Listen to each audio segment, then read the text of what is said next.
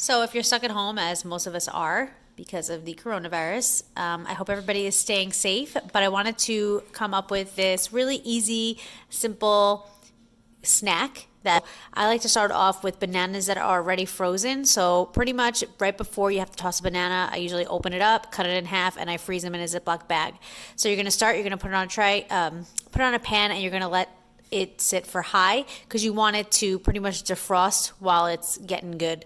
I like to use the frozen ones because I like the moisture that it kind of puts off in the pan while it's like defrosting, and it just kind of lets it caramelize a little bit more. I'm going to use the yogurt from BJ's, but it's totally up to you, whatever kind of yogurt you like. I like Greek yogurt, vanilla. This yogurt is bomb.com, and plus it's like pretty good for you. And then literally at this point you just have it on like no heat, but it's still on the same burner and it's just caramelizing. And then you're just gonna put it in your pan, and it's like a sweet treat. It almost tastes like you're eating ice cream, I'm not gonna lie. So I hope you guys like this video. Everybody stay safe, and I love you guys. Bye.